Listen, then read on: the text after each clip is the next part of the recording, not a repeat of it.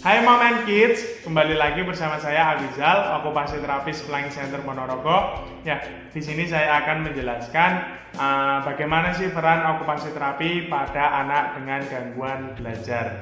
Ya, sebelumnya saya akan menjelaskan apa sih gangguan belajar dan apa saja sih jenis-jenisnya.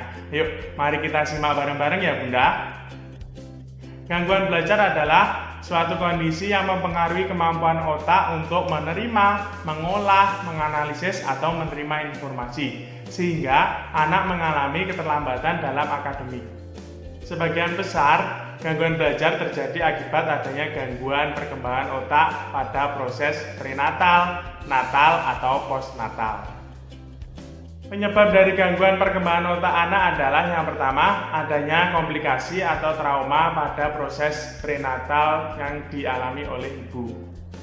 Dua, anak mengalami sakit yang mengakibatkan meningitis atau trauma pada bagian kepala. Tiga, faktor genetik dari keluarga yang mengalami kesulitan belajar. Empat, anak mengalami gangguan fisik yang mengakibatkan mengganggu proses belajarnya.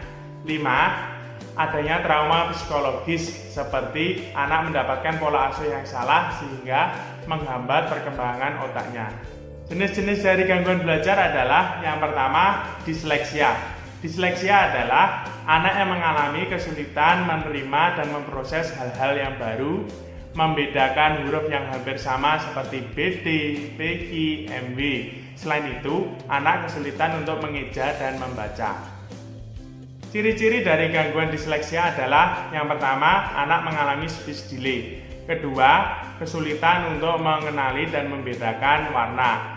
Ketiga, anak mengalami kesulitan dalam belajar huruf-huruf dasar. Keempat, anak kesulitan untuk menentukan kata dalam menjawab pertanyaan orang lain. 5. Anak kesulitan untuk mengingat hal-hal yang mereka lihat. 6. Tulisan anak tidak rapi dan tidak sesuai pola.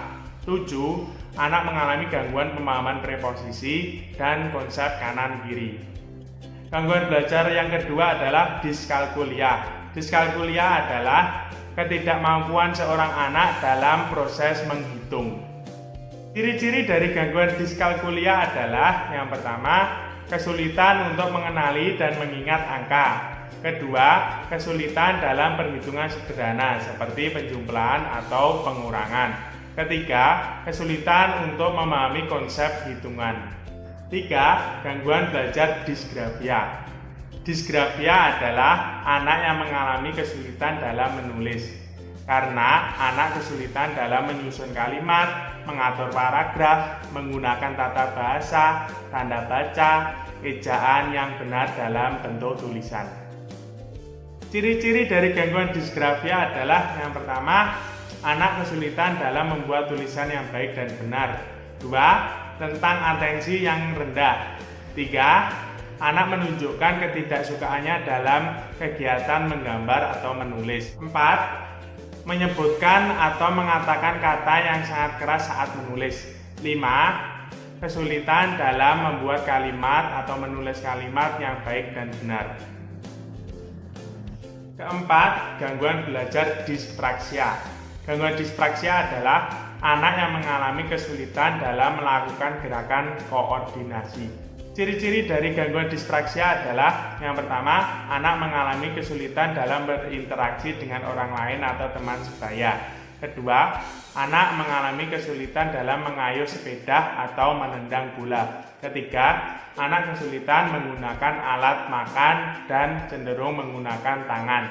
4. Kesulitan dalam aktivitas toileting. 5. Refleks proteksi yang belum maksimal atau anak belum mampu mempertahankan posisi tubuhnya. 6. Mengalami keterlambatan dalam aktivitas motorik kasar dan motorik halus. 7. Kesulitan mengucapkan kata-kata.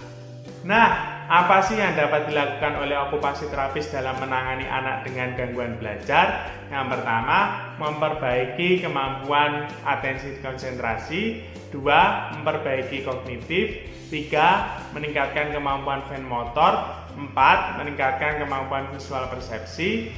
5. Meningkatkan kemampuan sequencing atau mengurutkan. 6. Meningkatkan pemahaman preposisi.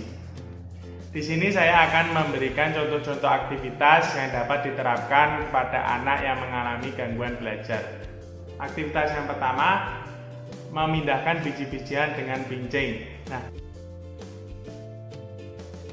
tujuan dari aktivitas ini yaitu untuk meningkatkan kemampuan atensi, konsentrasi, dan fokus. Selain itu juga dapat meningkatkan kemampuan hand motor. 2. Menyusun puzzle.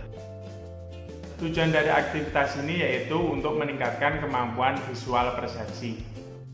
3. Menyusun donat kerucut. Tujuan dari aktivitas ini adalah untuk meningkatkan kemampuan sequencing atau mengurutkan. 4. Merunci. Tujuan dari aktivitas ini adalah untuk meningkatkan kemampuan fine motor dan meningkatkan atensi saat duduk. 5. Menirukan perintah gerakan preposisi. Tujuan dari aktivitas ini yaitu untuk meningkatkan pemahaman preposisi. Tangan ke samping, oke, pintar, tos, ya. Gigi. 6. Mengidentifikasi huruf dan angka. Tujuan dari aktivitas ini adalah untuk meningkatkan kemampuan anak dalam memahami huruf dan angka. Pegang angka 2. Oke, tas. Sip. Diki, pegang angka 3. Oke, pintar. Tas. 7. Lepas pasang penjepit. Tujuan dari aktivitas ini adalah untuk memaksimalkan kemampuan pre-jaucak grasp pada anak dan kemampuan untuk mempertahankan atensi dan konsentrasinya. Ya, itu tadi yang dapat saya jelaskan tentang gangguan belajar pada anak. Semoga bermanfaat ya ayah bunda. Apabila ada yang ditanyakan, monggo komen di bawah ya. Sampai ketemu lagi. Dadah.